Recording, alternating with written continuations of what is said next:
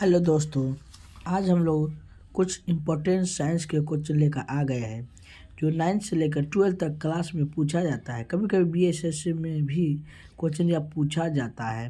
पहला क्वेश्चन है, एक स्वस्थ मनुष्य का रक्तचाप कितना होता है। याद रखिएगा, एक जो स्वस्थ मनुष्य होता है उसके रक्तचाप कितना होता है, तो 120/80 होता है। कितना होता है, 120/80 होता है। याद रखिएगा, 120/80। अगला है, मनुष्य के मस्तिष्क की सबसे बाहरी झिल्ली को क्या कहते हैं। तो मनुष्य के जो होता है मस्तिष्क के सबसे जो बाहरी झिल्ली को क्या कहते हैं, तो कहना है ड्यूरा मीटर कहते हैं। क्या कहते हैं, ड्यूरा मीटर कहते हैं। ओके, ड्यूरा मीटर, याद रखिए ड्यूरा मीटर।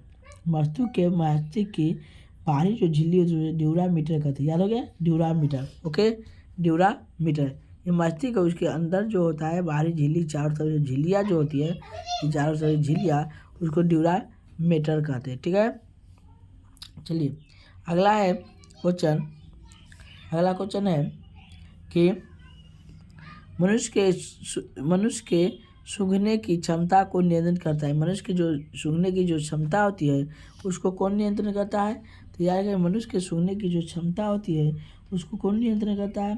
याद रखिए, मनुष्य के सूंघने की क्षमता को नियंत्रित करने वाला होता है, उसे घ्राणेंद्रिय कहते हैं। क्या कहते हैं, घ्राणेंद्रिय पाली कहते हैं। क्या कहते हैं, घ्राणेंद्रिय पाली कहते हैं। ओके, नेक्स्ट क्वेश्चन है, मनुष्य में वृद्धि एवं चतुराई का केंद्रक है। मनुष्य में वृद्धि और चतुराई का केंद्रक है। तो यार क्या, मनुष्य में जो वृद्धि और चतुराई का जो केंद्रक होता है उसे सेरिब्रम कहते हैं। क्या कहते हैं, सेरिब्रम। यह जो सेरिब्रम कहते हैं। क्या कहते हैं, सेरिब्रम। जो यहाँ पर होता है सेरिब्रम। ठीक है, यहाँ पर सेरिब्रम होता है, जो मनुष्य के क्या होता है, मनुष्य के वृद्धि और चतुराई का केंद्रक होता है। जो चतुराई का केंद्रक बनाया, जो चतुर होते हैं, है ना, तेज तराक होते हैं, उसको चतुराई कहते हैं। अगला है जो है, रक्त में ग्लूकोज की मात्रा नियंत्रित कर रखता है। मैंने रक्त में ग्लूकोज की मात्रा कम होगा या बेसी होगा, इसको कौन नियंत्रित करता है। तो याद रखिएगा, रक्त में जो होता है ग्लूकोज की मात्रा को नियंत्रित रखने वाला होता है इंसुलिन के कारण। किसके कारण, इंसुलिन के कारण। किसके कारण, इंसुलिन के कारण। किसके कारण, इंसुलिन के कारण। ओके, नेक्स्ट है, ऑक्सीजन है, कह रहा है ऑक्सीजन है। तो याद रखिएगा, ऑक्सीजन क्या है, तो ऑक्सीजन जो है वह एंजाइम है। ऑक्सीजन क्या है, एक एंजाइम है। क्या है, ऑक्सीजन है, एंजाइम है। ऑक्सीजन क्या है, एक एंजाइम है। ठीक है। तो अगला है, जैव प्रक्रम के अंतर्गत कौन आता है। तो यार क्या, जैव प्रक्रम पूछा है कि जैव प्रक्रम के अंतर्गत कौन आता है। तो यार क्या, जैव प्रक्रम के अंतर्गत आता है पोषण और श्वसन आता है। कौन आता है, पोषण और श्वसन आता है। ठीक है, जैव प्रक्रम के अंतर्गत कौन आता है, श्वसन और पोषण आता है। नेक्स्ट क्वेश्चन है, यहाँ पर देखिए आप गोबर छत्ता, इसे मशरूम भी कहा जाता है, इसका सब्जी सब बनता है, खाए होंगे कभी। तो यह जो है इम्पोर्टेंट है, ये लाल मशरूम होता है और उजला मशरूम भी होता है।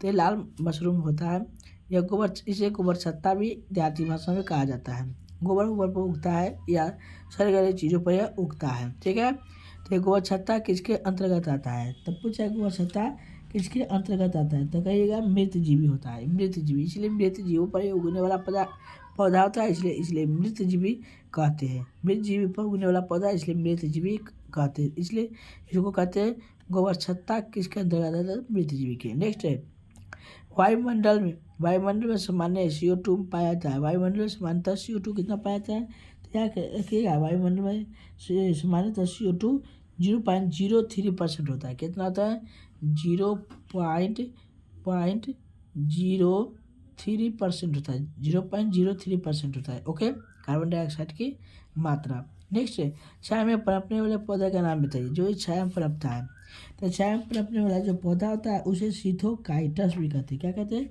सिथोकाइटस कहते हैं। वो और भी पौधे होते हैं जो छाया में पनपता है, लेकिन एक जो पौधा है वह सिथोकाइटस है। क्या है, सिथोकाइटस है। ऐसा ही वीडियो देखने के लिए हमेशा मेरे लॉजिक वीडियो देखने के लिए, साइंस से रिलेटेड वीडियो देखने के लिए मेरे चैनल को सब्सक्राइब, शेयर, कमेंट जरूर कीजिएगा। अगर यह वीडियो आपको अच्छा लगा हो तो लाइक जरूर कर दीजिएगा।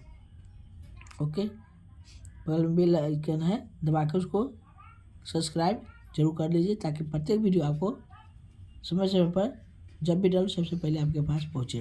धन्यवाद।